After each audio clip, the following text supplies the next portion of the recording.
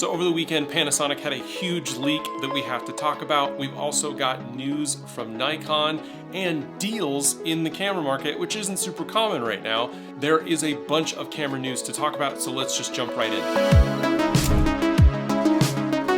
Before we get into all the camera news, I want to tell you about a deal that is going on right now. And this isn't a sponsored segment. I'm not paid by these guys. I saw the deal and I like this piece of gear and I wanted to show it to you. This is the Hollyland Lark M2S. I did a review video on the Lark M2S on my channel. I also did a review on the Lark M2. I like both of those microphone setups. They're very cool. This is what they look like. They go in their little charging case. They're on sale for 99 bucks. I'm gonna put a link down below.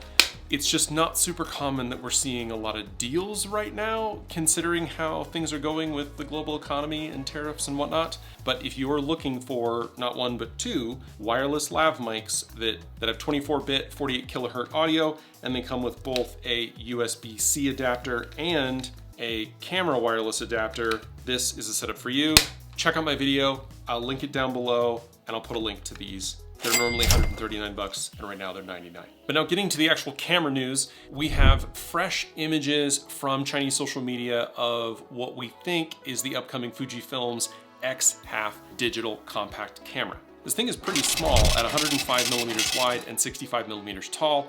It has a 20 megapixel, 1-inch Sony sensor that is turned on its side and locked at a 2x crop, coming with a 14 to 25 millimeter f2.8 fixed lens, but it does have an aperture ring. The theme here is minimalism. They want it to be small and clean and easy. Dials on the top for exposure compensation, and it includes a small compact LCD, a built-in flash, a hot shoe. It is made in China, and we're expecting it to be officially announced on May 22nd. So if you're a fan of traveling ultra light and you want better quality images than your smartphone, I don't think anyone can argue that Fuji knows how to make a high quality, small, retro body camera. Now this is a pretty crowded market, and I really hope to see more interesting and different things from folks like Fuji going forward. Next, we have a firmware update from Leica. Now, I don't normally talk about Leica here on the channel. I can't afford Leica cameras, but the SL3 got a firmware update that honestly piqued my interest,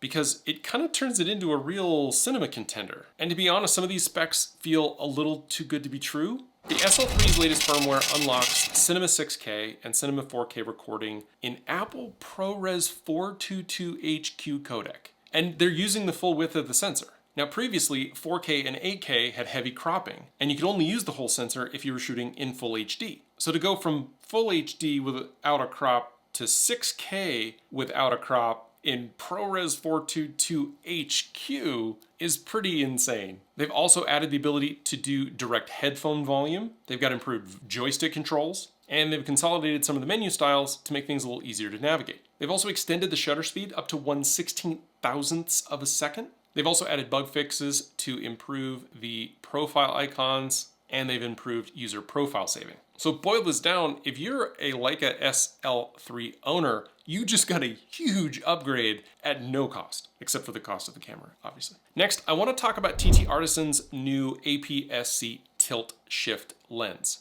Now, if you don't know what a tilt shift lens is, traditionally, when you autofocus on your camera, that focus plane moves like this, and it is parallel to the plane of the sensor. I will put a graphic up here to kind of explain what that looks like, but basically, in a tilt shift lens, that is not the case. The focus plane and the sensor are on different planes. The focus plane is tilted. There are a couple reasons why you might use a lens like this, but it does create just a super cool effect. And I do want to respond real quick to a comment that I saw, a post actually from Anthony Gugliotta on Threads, asking if people still need tilt shift when we can kind of do a lot of tilt shift effecting in post. And I would say that he's not wrong unless you've got a more complicated scene, not a lot of foreground or midground elements. Then yeah, doing it in post is probably pretty simple, but it's always nice to play with these kinds of different lens constructions.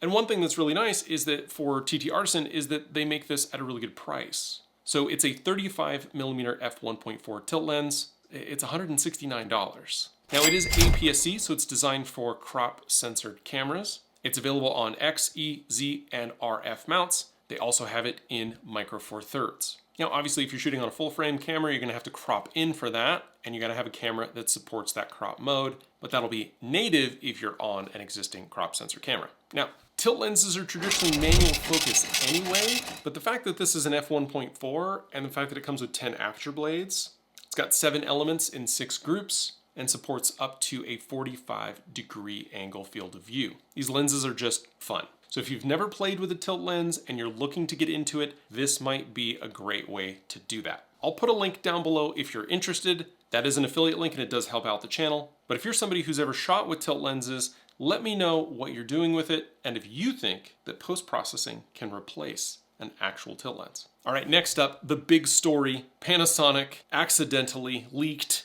everything. They let it all out. And I'll be honest, the specs look almost too good to be true. So over the weekend, Panasonic Brazil mistakenly published all the details about the Lumix S1E Mark II, which I believe is being announced today. So if you're watching this video on the day that it was released, this camera is probably announced. So I would say that we should talk about the top headlines of this camera, but there's like 10 of them. So number one, it's got the 24.2 megapixel sensor inherited from the S5 II. It has 6K 30 open gate in a 3.2 aspect. It supports Vlog recording with over 14 stops of dynamic range. And it supports blackout free shooting at 30 frames per second and 10 frames per second using the mechanical shutter. But additionally, they've added advanced autofocus precision and they've added a new urban sports recognition mode for things like breakdancing and parkour. And in their video CinemaScope 4K 60 mode, you can get true non-cropped cinema aspect without compromise with support for ARRI Log C3. Now that is only available through a separate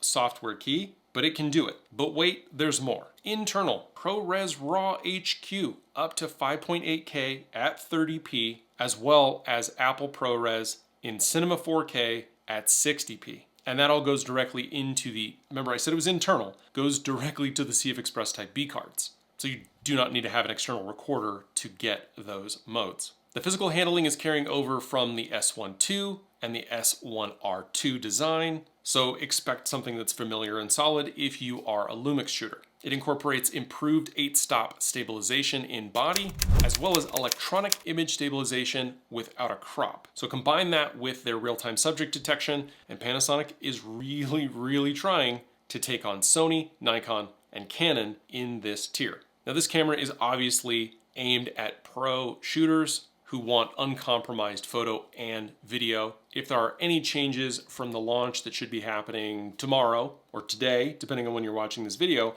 I will put out an update video as well. Lastly, I want to talk about something that I saw on a couple of the rumor sites and a little bit on Threads and X, which was this back and forth about the Nikon Z7 Mark III. The rumors were good, then the rumors were bad, then the rumors were real, then the rumors were fake. I'll be real honest, it's about a 50-50 as far as I'm concerned. It's a toss-up as to whether or not these are real. So I want you to tell me down in the comments if you think these are just kind of wishful internet specs. Because the numbers that we're seeing are pretty extreme. The first being a bump to 61 megapixels with 8K video. Now that is from a backside illuminated CMOS sensor that gives you that 8K 30p as well as upgraded autofocus. The problem is that we also have competing rumors that say that it might be a 45 megapixel sensor, same as the current sensor that's in the Z7 II, but with faster processing and improved AI subject detecting. But that 45 megapixel sensor could still potentially handle an 8K 30p signal if it was paired with better processing. Either way, the challenge is clear for Nikon. They need to catch up to Sony and Canon in the autofocus, viewfinder, low light color, and blackout side of things. Additionally, the rumors were suggesting a 20 frame per second burst rate, as well as a 3.2-inch 4-axis LCD, all the wireless options that we expect to see in modern cameras today, as well as potentially ProRes RAW support. So we'll wait and see what we're going to get from Nikon, and if they're going to try to just blow us up with specs, or if they're going to stay a little bit more conservative in this particular segment and keep the Z7 distinct from the Z8 and the Z9. Lastly, camera prices have been all over the place. With kind of fluid global economic situations, just this morning I heard that the Trump administration has struck a deal with China for a 30% tariff over the like 400% tariff that we're seeing now, but that's only going to be for 90 days. Everything is just kind of up in the air. And along with that, companies like Sigma and Tamron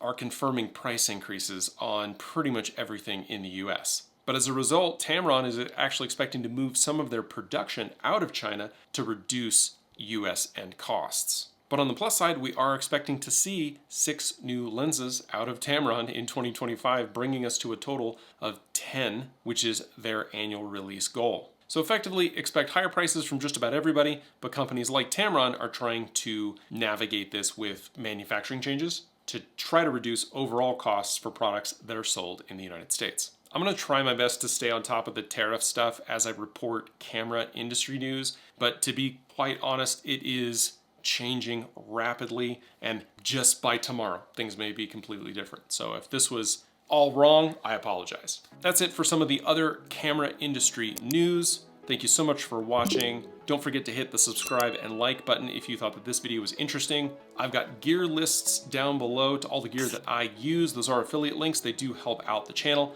Another way that you can help out the channel is by becoming a member. I've got very affordable membership tiers down below where I'm giving out free resources for my members as a photographer and a content creator here on YouTube. But additionally, my videos are sponsored by me and my photography business, Joseph Blake Photography. So if you are in the market for a photo session, either for yourself, for your family, for your business, go ahead and check out my links down below for that. I'm here in Las Vegas, but I also often travel to Southern California, and I'm shooting in Los Angeles, Riverside, Orange County, and San Diego throughout the summer. Last but not least, I'm still doing my Instagram giveaway. Go ahead and check out this video here for instructions. But the basics are this: if you comment down below that you have followed me on Instagram, shared out a bunch of my photos and liked them and all that stuff, you will be entered to win some of the gear that I get from companies to review. Because really, I don't need it all. But what I do need as a working photographer is an Instagram account with some following. And while my wife and I were in the hospital and our baby girl was being born, my Facebook and Instagram accounts got hacked